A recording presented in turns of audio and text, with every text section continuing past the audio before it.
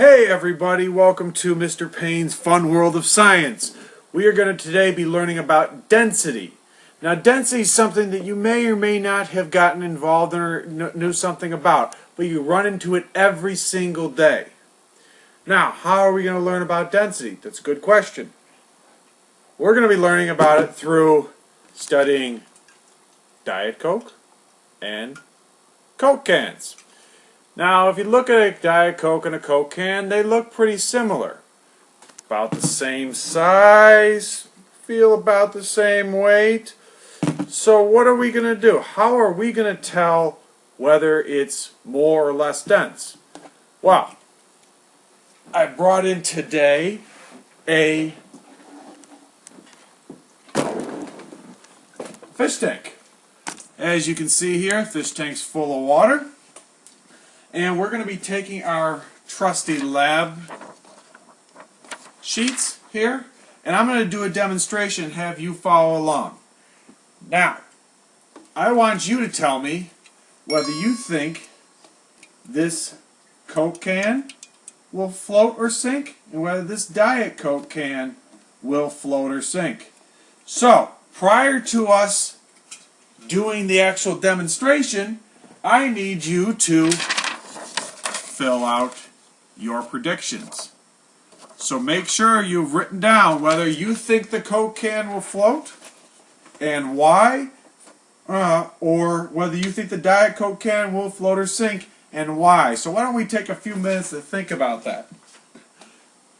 Density is a very important topic when we talk about the 8th grade exam.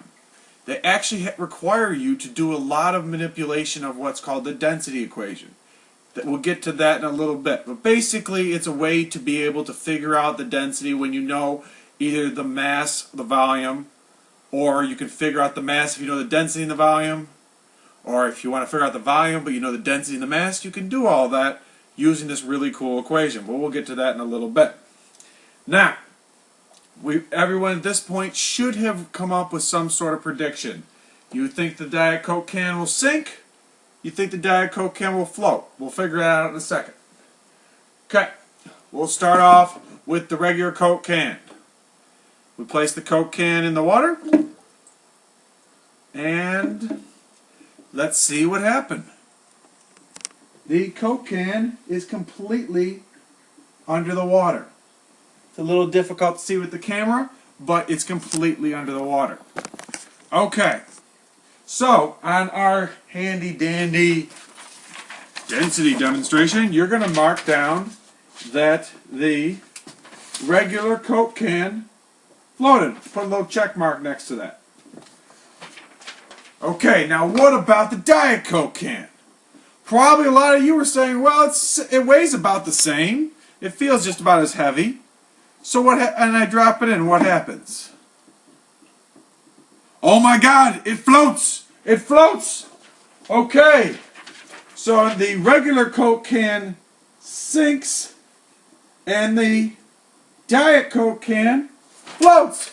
How does this happen? How do we have this happen? I have no idea. We'll have to think about this. We're going to use the density equation. I'm going to take our Coke can aquarium out of the way. Let's do some thinking. Okay. We've got our two cans right here. Now, I said earlier that density involves the equation, to figure out the density, there was an equation. Well, one of the things I said was the volume. Now, let's look on the side here. If you notice, right on the side of the can, it says 355 milliliters. So let's write that down. The Diet Coke can has 355 milliliters. Now, the regular Coke can, gotta go the other way, has again that 355 milliliters. So they have the same volume. Well, what would happen? What are we going to do? We know that there's a difference, and the volume's the same. The only other thing that we change is the mass. We got to figure out the mass. Well, how do we figure out mass, guys? There's a couple of ways. You could use a triple beam balance, like you often have in class. Scientists often use this electronic balance. Electronic balance is a little bit quicker of a way to do it, can be more accurate also. But in your guys' case, you would only need to use a triple beam balance. Also, always remember to zero the balance prior. So on a triple beam balance, that means pushing the little sliders all the way to the left side of it so that it will be 0. And you want to make sure that it's nice and even. You don't want to have it up like this when all of them are pushed all the way over. Electronic balance is just pushing a button, which is kind of nice, makes it a little faster, but we don't have that option normally in the 8th grade classroom. Now, prior to the experiment, I went and did some measuring for you guys. So the amount of a regular Coke can for mass is 394 grams. The mass for the Diet Coke is 351, or 355.1. So let's write 394 grams for the mass of the regular Coke, and for the Diet Coke, we have 355.1 grams. So, if we move along, we need to analyze the data. We have all of our data. We know that the Diet Coke can floats, the regular Coke can sinks. They have the same volume, and the mass is different. So, if we know this density equation, as you guys can see right here on your sheets, density equals mass over volume. And density is always measured either grams per milliliter, so grams is the mass and milliliters is the volume, or grams per cubic centimeter. So if you guys are measuring the shape of a block, you would measure it in centimeters and measure the length times the width times the height. That way you would get your cubic centimeters. So let's figure out the density of the regular Coke can. We have the D is in density equals the mass of the regular Coke can we said was 394, and the volume was 355. That's 394 grams, 355 grams per milliliter.